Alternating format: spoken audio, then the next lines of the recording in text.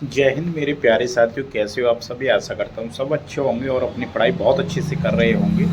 और जो भी बच्चे यूपी पुलिस कांस्टेबल की जो आपकी न्यू वैकेंसी आ चुकी है उसकी तैयारी कर रहे हैं, उनसे रिलेटेड हम बात करेंगे और कैसे बच्चे अपना सलेक्शन लेंगे, अभी हम उस चीज़ से रिलेटेड बात करेंगे। और ये भी बताऊंगा मैं आप लोगों के 40 से 45 दिन में आप क्या क्या सब्जेक्ट कैसे पढ़कर आप अपना बहुत अच्छा स्कोर ही नहीं कर सकते बल्कि वर्दी भी आप धारण कर सकते हो। अगर एक चीज़ आप याद रख लेना, अगर मैं जो जो चीज़ें आप लोगों को बताऊंगा, अगर आप डेली कंटिन्यू वे पे अपना टाइम टेबल बना के वो सारी चीज़ें आप लोग करते हो तो आप लोगों को आपके जो एग्ज़ाम होगा उसमें बहुत अच्छा स्कोर आपको देखने को मिलेगा।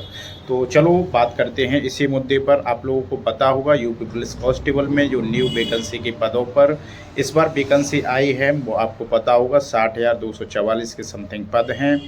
और जो भी बच्चा अगर थोड़ी बहुत भी मेहनत कर लेगा तो उसका सिलेक्शन 110% हो जाएगा। इस बात की गारंटी मैं दे सकता हूँ क्योंकि वैकेंसी आप लोगों को भी पता है इतनी ज़्यादा वैकेंसी है, इसका आप लोग अंदाज़ा लगा ही सकते हो। क्योंकि अभी इससे पहले 41,000 भर्ती आई थी, इससे पहले 49,000 भर्ती आई थी, उसकी मेरिट देखेंगे और अगर इस वैकेंसी की मेरिट देखेंगे उस हिसाब से बहुत आप लोगों को अंतर देखने को मिलेगा इस बार, क्योंकि वैकेंसी बहुत ज़्यादा है। 60,000 पद होने वाले हैं। तो मैं आप लोगों को बस यही बताना चाहूँगा, मैं आप लोगों को बहुत अच्छे से आपको ये बताने की कोशिश करूँगा कि आप लोगों को कौन सा सब्जेक्ट कैसे पढ़ना है और कितना पढ़ना है। ठीक है, इस वीडियो शायद थोड़ी बहुत लंबी हो सकती है, आप लोगों को पेशेंस रख के धीरे धीरे आप लोगों को सारी चीज़ें सुननी है। ठीक है भाई। अगर मैं बात करूं यूपी पुलिस कांस्टेबल के सिलेबस की तो आप लोग जानते होंगे यूपी पुलिस कांस्टेबल का सिलेबस होता है हमारी 37 नंबर की हिंदी होती है, 37 नंबर का आपका मैथ हो गया और 38 नंबर की जीके और 38 नंबर का आपका रीजनिंग हो गई। ऐसे होते हैं आपके इसमें सब्जेक्ट। ठीक है। और बहुत सारे बच्चे ये पूछते रहते हैं कि सर यूपी जी के करंट अफेयर्स स्टैटिक जीके के कितने क्वेश्चंस वगैरह आते हैं, तो उस रिलेटेड भी बात करेंगे। तो पहली चीज़ सबसे पहले और सबसे अच्छा सब्जेक्ट की बात करें जिसमें अगर आप पूरे में पूरा स्कोर भी कर सकते हो तो वो हो गए आपके 2 सब्जेक्ट या 3 सब्जेक्ट भी आप मान सकते हो। जैसे पहला सब्जेक्ट आपका हिंदी हो गया, दूसरा आपका रीजनिंग हो गया और तीसरा आपका मैथ हो गया।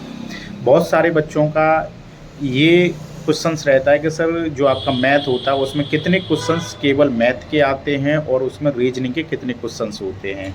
तो मैं आप लोगों को ये डाउट भी आज दूर करने वाला हूँ। और बहुत सारे बच्चे ये भी पूछते रहते हैं कि सर जो आपका मैथ में एडवांस भी आता है क्या, कि अर्थमेटिक केवल आता है, उस रिलेटेड भी हम बात करेंगे।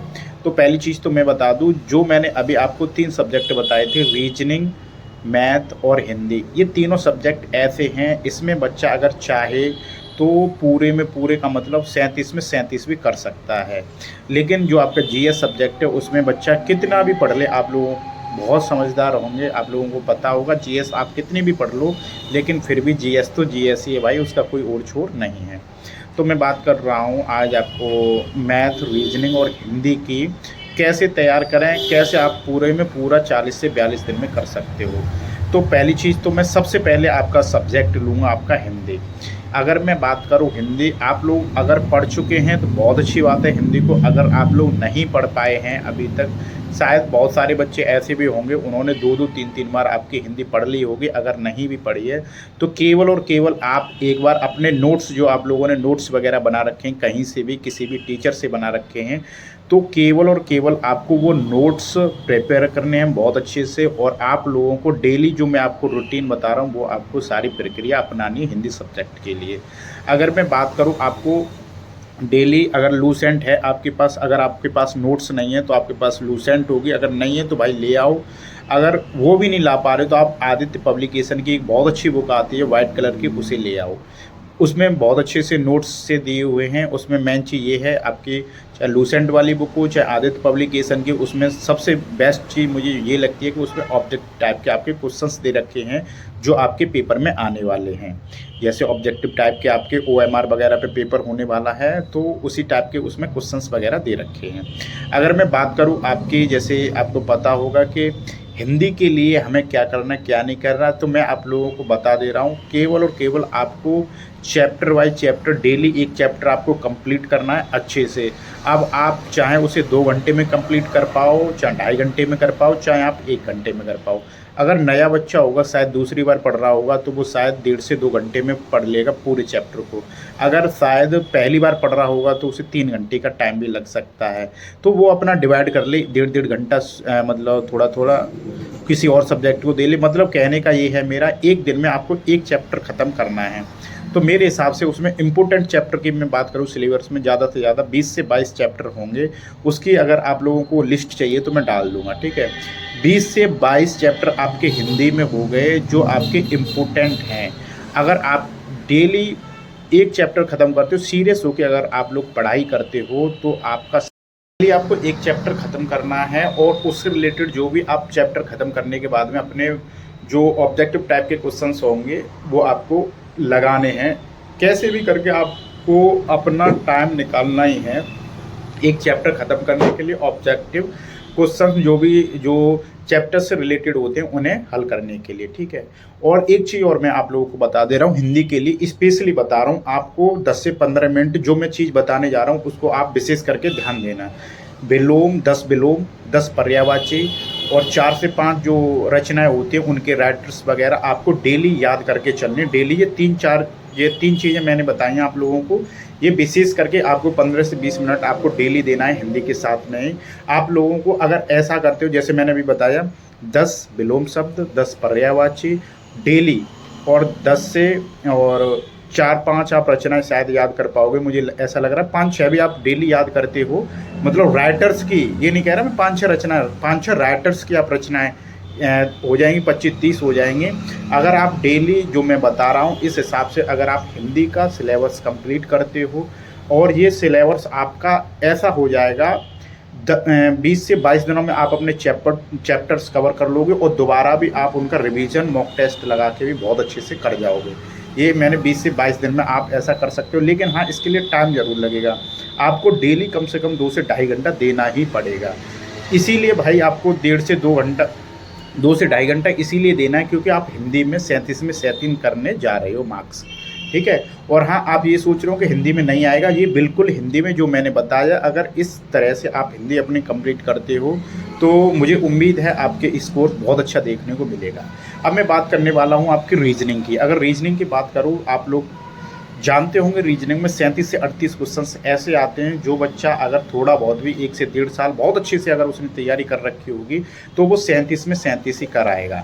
लेकिन अब ये टाइम ऐसा है, आप लोग अगर अपना नोट्स वगैरह बना चुके हो रीजनिंग के तो बहुत अच्छी बात है। बहुत सारे बच्चे ऐसे होते हैं वो नोट्स वगैरह रीजनिंग के नहीं बनाते, वो कोचिंग वगैरह ही जाते हैं, वही क्वेश्चंस वगैरह हल करते हैं। और बहुत सारे और सही भी है, बहुत सारे बच्चे होते हैं बना लेते हैं, बहुत अच्छी बात है। लेकिन बहुत सारे बच्चे ऐसे भी होते हैं नहीं बनाते, वो भी फिर भी पूरा रीजनिंग में अच्छे स्कोर कर जाते हैं। इसका कहने का मतलब ये है, रीजनिंग इतनी आपकी ऐसी नहीं है कि आप लोग बहुत ज़्यादा उसे पढ़ने की ज़रूरत है। उसे थोड़ा बहुत अगर आप मानसिक तौर से अगर बहुत अच्छे से अपना दिमाग स्थिर रख के करते हो तो आप हो जाता है रीजनिंग में। तो मैं रीजनिंग के लिए केवल यही कहूँगा, अगर आप रीजनिंग के लिए 1 से 1.5 घंटा अगर आप लोग चैप्टर वाइज करने की बिल्कुल भी ज़रूरत नहीं है। अब आपको केवल और केवल आपको मिक्स क्वेश्चंस लगाने रीजनिंग के। मिक्स क्वेश्चंस आप कहाँ से लगाओगे ये आपको पता होना चाहिए। और अगर आप लोगों को नहीं मिक्स क्वेश्चन का प्रैक्टिस सेट वगैरह मिल रहा है स्पेशली, तो मेरे कहने से आप ऐसा कीजिए, जो प्रीवियस ईयर पेपर हुए हैं जैसे कि SSC जीडी के जिसमें रीजनिंग आई थी, दिल्ली पुलिस जो में रीजनिंग आई थी वहाँ से लगाइए आप, SSC जीडी लगाइए, MTS की लगाइए, और SSC CHSL के लगाइए आप। तो आप ऐसे मिक्स क्वेश्चंस आप अगर रीजनिंग के लगाते हो तो आप लोगों को बहुत ज़्यादा फ़ायदा देखने को मिलेगा।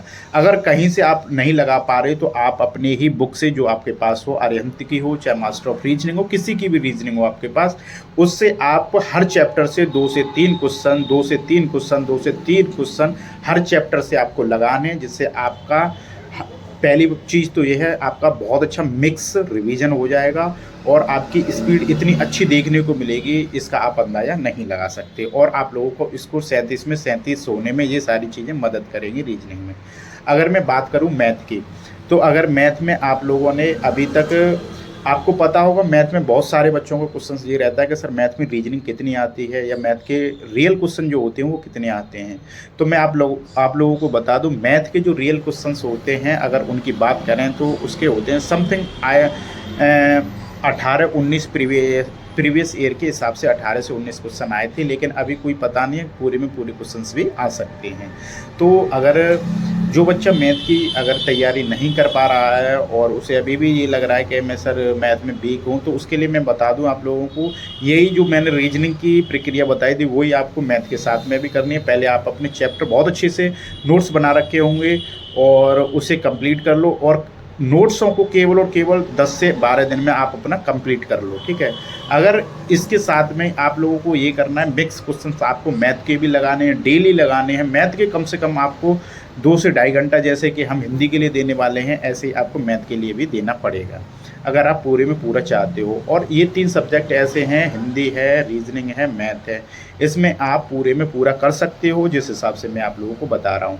मैथ के लिए हाँ, एक चीज़ और आप लोग याद रखना, जो मैंने एक वीडियो डाली थी कि मैथ को बेस्ट से बेस्ट कैसे करें और 40 से 45 दिन में बेस्ट स्कोर कैसे करें, उसे एक बार जाके ज़रूर देख लेना, बहुत अच्छे से डिटेल में मैंने वो समझा रखा है।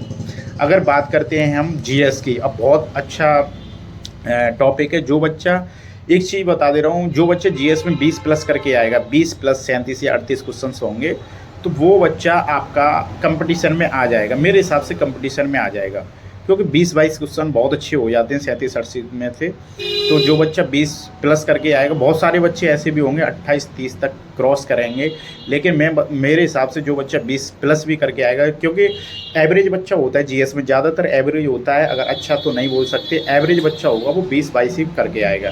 तो मैं आप लोगों को बता दूँ, आप लोग मेरे हिसाब से बहुत अच्छे से, अगर जीएस की बात करूँ तो आप स्टैटिक पढ़ना बहुत अच्छे से, लूसेंट में एक बार अगर आप लोग रिवीजन कर पाते हो तो कर लो, और नहीं तो जो मेन चैप्टर हों उसकी मैं वीडियो डाल चुका हूं, जाके देख लेना चैनल पे जीएस के लिए। और अगर आप करंट अफेयर की बात करें तो स्टैटिक वाली करंट पढ़ना, और स्टैटिक जीके भी पढ़ना। और बहुत सारे बच्चों का ये है डाउट कि सर यूपी जीके के लिए, यूपी जीके की भी मैं स्पेशल वीडियो बना के डाल चुका हूं चैनल पे, जाके आप देख लेना। वैसे आप लोगों को मैं बता दूं, यूपी जीके के लिए आप ऐसा करना, आप यूपी जीके के लिए केवल और केवल आप परीक्षा वाणी की बुक प्रिफेयर करना, क्योंकि यूपी जीके का इसीलिए, क्योंकि आपको पता होगा यूपी जीके के समथिंग आपके 5 से 6 क्वेश्चंस आने वाले हैं, करंट अफेयर के आपके 4 से 5 क्वेश्चन, स्टैटिक जीके के 5 से 6 क्वेश्चन। तो ये क्वेश्चंस ऐसे हो जाते हैं, अगर आप इन सब चीज़ों को आप अच्छे से तैयार कर लेते हो, आप बहुत अच्छे से अच्छा स्कोर कर जाओगे जीएस में, ठीक है। और आप लोगों को डेली तो नहीं, 3 से 4 दिन पे अभी मॉक टेस्ट लगाना है, ऑनलाइन लगा सको ऑनलाइन लगाओ, ऑफलाइन लगा सको तो ऑफलाइन लगाओ। मॉक टेस्ट से रिलेटेड मैं आप लोगों को वीडियो देने वाला हूँ, और पढ़ी होगी शायद, पुरानी वीडियो पढ़ी भी होगी, और नई वीडियो में मॉक टेस्ट से रिलेटेड भी देने वाला हूँ, कैसे आपको मॉक टेस्ट लगाना है, कैसे आपको अटेम्प्ट करना है, और कैसे वो सारी चीज़ें मैं आप लोगों को बहुत अच्छे से समझाने वाला हूँ, जो वीडियो मॉक टेस्ट से रिलेटेड आएगी। तो आशा करता हूँ आप लोगों को जो मैंने स्ट्रेटजी बताई है, जो आपको रणनीति बताई है, आप लोग उस पर जाके काम करोगे और अपना टाइम आपको अपने हिसाब से सेट करोगे। अगर आप लोग इस टाइम पे अपने लिए अगर समय नहीं दे पाते हो, 7 से 8 घंटा इतना ही टाइम होगा, इससे ज़्यादा टाइम नहीं है, तो भाई जीवन में आप कभी भी कुछ नहीं कर पाओगे। इसीलिए मेरा आप लोगों से रिक्वेस्ट है दोस्तों, आप लोग ज़रूर अपने लिए टाइम निकालें, ज़्यादा नहीं। आप तो आपको भी पता है 11 फरवरी को ही एग्ज़ाम समझकर हम अपनी तैयारी करेंगे, और चाहे डेट आगे पीछे होती रहे उससे हमें कोई मतलब है, लेकिन अभी इस टाइम पे हम 11 फरवरी को समझ के ही अपने एग्ज़ाम की तैयारी करेंगे। ठीक है भाई, जय हिंद, मिलते हैं अगली वीडियो में।